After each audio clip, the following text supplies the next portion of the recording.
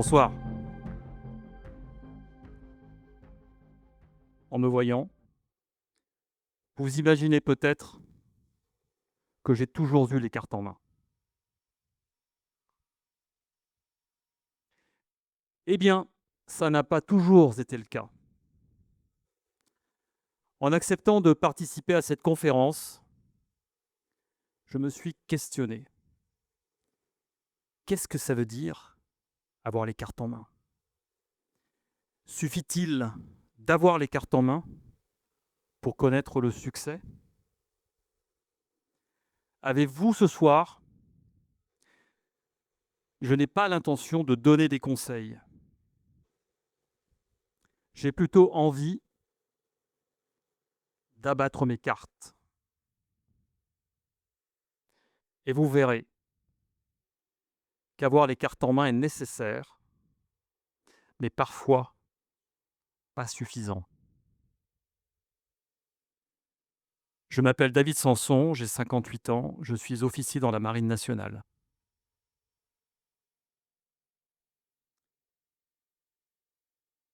Cette aventure avait plutôt bien commencé. Nous sommes dans les années 70, dans un petit village de Normandie. Je menais une vie paisible avec mes parents et mon petit frère, jusqu'à la séparation de mes parents. Ce fut un changement brutal, changement de cap.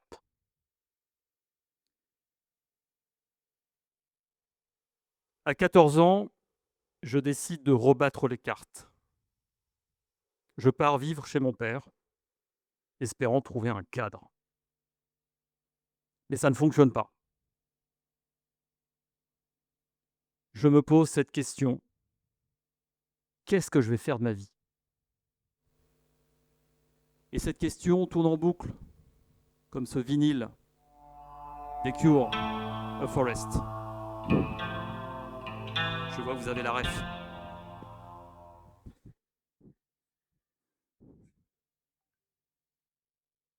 Espérant y trouver des réponses. Mais en vain. Pas de carte, pas de cap.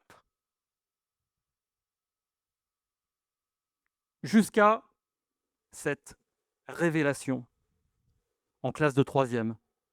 Des marins arrivent dans la classe avec un très gros projecteur de film Super 8 et projettent un film. On y voit des bateaux qui plongent dans les vagues, des sous-marins qui font surface au milieu de l'océan, et des marins avec toujours ce mode commun, ce regard appliqué à la tâche, visiblement heureux d'être là. Le soir, je rentre à la maison et je fais une annonce. Papa, je veux m'engager dans la marine. C'est ce soir-là que ma vie de marin a commencé. Un petit matin du mois d'octobre 1987, je ferme la porte de la maison pour la dernière fois. Direction Cherbourg, pour 2 mois de formation de matelot. Je sens que l'image est arrivée. Au bout de ces 2 mois de formation, on doit choisir notre métier. À l'époque, ça se faisait comme ça. Aujourd'hui, ça se choisit avant de rentrer dans la marine. À l'époque, donc, un jury composé de nos instructeurs et du capitaine de compagnie. Le capitaine de compagnie avait une vieille barbe, une grosse barbe, pardon, et une balafre sur l'œil. Il me dit: bon, Sanson, qu'est-ce que vous voulez faire comme métier dans la marine? J'aimerais être photographe, capitaine. Photographe? Mais vous étiez photographe dans le civil? Non. Deuxième métier. J'imagine devenir manœuvrier. Manœuvrier. Mais vous avez un bac, vous avez fait un peu d'études. Votre troisième choix. Ah, mon troisième choix, c'est timonier. Ah ben voilà, là c'est bien. Ben, vous serez timonier. C'est comme ça que mon orientation professionnelle s'est déroulée.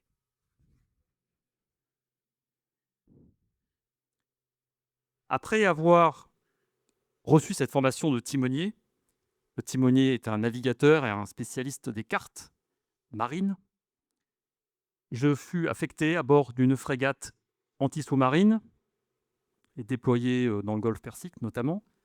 Et ensuite, 2 ans plus tard, j'ai été affecté à bord d'un bâtiment de transport militaire à Tahiti.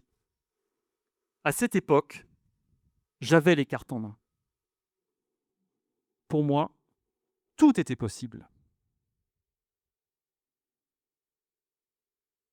Un peu plus tard, cette situation professionnelle ne me convenait plus. Je voulais continuer à servir la France, mais comme officier. Or, il me manquait des cartes. En l'état, ça n'était pas possible. Alors je m'inscris à une revue d'études et je prépare un concours avec des maths, de la physique, du français, de l'anglais, le soir, le week-end, les vacances à Tahiti, etc. Je reviens donc armé en métropole pour passer le concours. Fort de ces 2 années de préparation, et il est évident que ça allait fonctionner. Donc je passe les écrits, je reçois les résultats des écrits. Échec. Bien.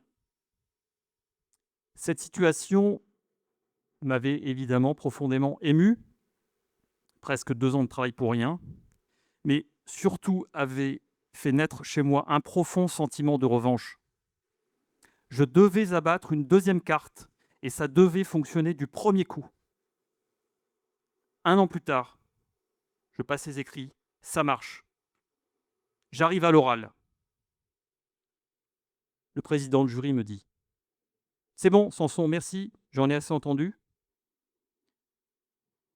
Je vais vous prendre à l'école militaire de la flotte. Mais comme officier du pont, je ne pourrai pas vous prendre. Je vous prendrai comme officier mécanicien. Ce fut un coup de tonnerre dans un ciel bleu. À la fois, j'étais satisfait parce qu'on me disait que j'allais devenir officier, mais mécanicien. Pourquoi mécanicien? Mon modèle de tous les jours à la passerelle, c'était des officiers du pont, des canonniers, des détecteurs. Je n'ai rien contre les mécaniciens. Passé la stupeur, la peur peut-être, j'ai échangé avec mes camarades, j'ai partagé cette nouvelle avec mes proches pour fabriquer une solution. Je n'allais pas continuer à préparer indéfiniment un concours, il fallait faire quelque chose. Alors je me suis dit, il y a cette opportunité, il y a beaucoup d'incertitudes, mais c'est quand même une porte qui s'ouvre. Alors j'ai décidé d'y aller. Je suis devenu officier mécanicien. Comme vous l'avez compris, j'avais les cartes en main. Il m'en manquait quelques-unes, qui étaient suffisantes pour peut-être faire ce que je tenais absolument à faire. Mais finalement, mon choix, il s'est dessiné comme ça. Et donc j'ai finalement changé de direction, de cap, pour une nouvelle navigation et une nouvelle vie professionnelle. Je vous invite à présent à vous transporter en océan Indien. Nous sommes au large du golfe d'Aden, à l'est de l'Afrique. Et nous sommes en mai 2002, juste après les attentats contre le World Trade Center. Je suis responsable de la propulsion de la frégate anti-aérienne Cassar, qui vient en escorte du porte-avions Charles de Gaulle. Il fait très chaud, une chaleur épouvantable. À l'intérieur du bateau, c'est pareil. un peu moins quand même. Mais il y a cette moiteur. Ça renforce les odeurs, les plus fortes en particulier. Un matin, alors que je me rends au PC Machine, on m'annonce une panne d'un moteur. Et dans la journée, 2 autres pannes. C'est un truc incroyable, ça n'arrive jamais. Enfin, 3 pannes pour 4 moteurs, 3 moteurs cassés sur 4. Vous imaginez que le bateau ne peut plus faire son boulot. Je vais voir le commandant. Commandant, nous sommes en train d'investiguer les pannes. A priori, 2 moteurs sur les 3 devraient être réparés rapidement, et le 3e, ça prendra plus de temps. Merci Samson, je vous fais confiance. Je ne vous décris pas la situation, vous la connaissez, nous sommes en protection du porte-avions Charles de Gaulle, et par conséquent, on n'a pas le droit à l'erreur. Message est clair. Alors, avec les équipes, nous travaillons d'arrache-pied pour rendre ces moteurs disponibles. Nous sommes en totale autonomie. Les pièces de rechange sont à bord. Les compétences, ce sont les marins qui les ont. Et donc, il faut réparer ça tout seul. Et donc, les 2 premiers moteurs sont rapidement réparés, en 3 jours. Et le dernier, il nous a fallu 3 semaines de travail dans des compartiments machines exigus, où il fait une chaleur infernale. Le bruit de l'autre moteur qu'on a réparé, là, pour le coup, on en profite. Et donc, nuit et jour, travail, sans arrêt. Et pour à la fin, avoir rendu ce moteur disponible. Et ça fut une joie immense.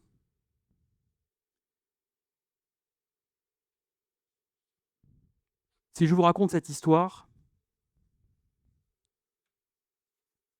c'est pour souligner le rôle clé du collectif dans la marine, comme dans les grandes organisations humaines. L'idée, c'est que avoir des cartes pour jouer tout seul, c'est bien, mais jouer à plusieurs, c'est quand même plus sympa. Les marins, quand ils partent, on a l'impression qu'ils abandonnent leurs proches, mais c'est pour mieux revenir. Moi aussi, j'ai connu cette joie immense du retour. Tellement immense qu'on s'en souvient toute sa vie. Alors, ces cartes, seules, elles ne valent pas grand-chose. Mon parcours, je le dois en grande partie à ma femme et à mes enfants, qui sont ici ce soir dans la salle. Sans leur soutien, sans leur patience, sans leur amour, tout cela n'aurait aucun sens. Et je les en remercie.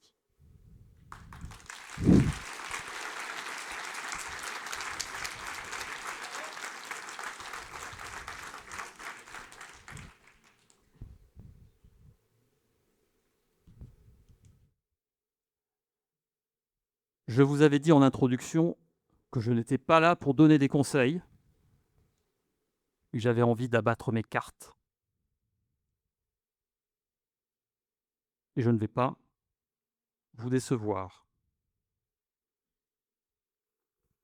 Alors, après toutes ces aventures, ces choix, ces changements de cap, une question subsiste.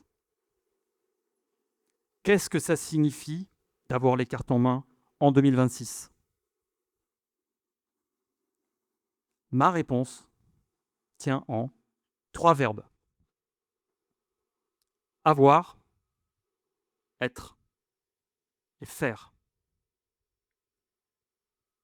Avoir.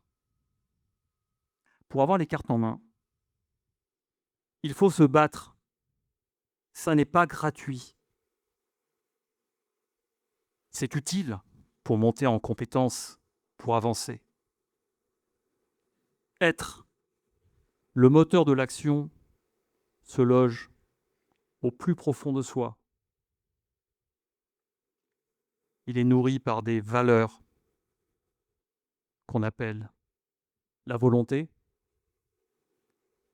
le courage, l'abnégation, le combat. Le combat contre l'establishment, qui vous explique qu'on a toujours fait comme ça. Le combat contre la technologie, quand elle pense un peu trop à votre place. Le combat contre la flemme. Et le plus difficile, le combat contre soi-même. Faire. Parce que l'action concrétise vos projets. Pas d'action, pas de projet, pas de vie. Avoir et être pour faire. Si l'intuition devait être une carte, je la placerais sur le dessus de la pile.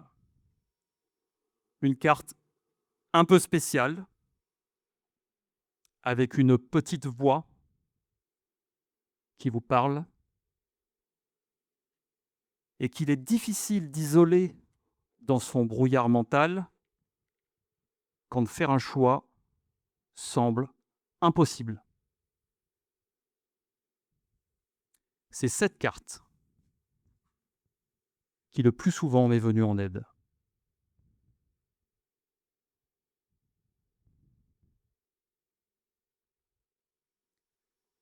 Et vous, sur quelle carte pourrez-vous compter ?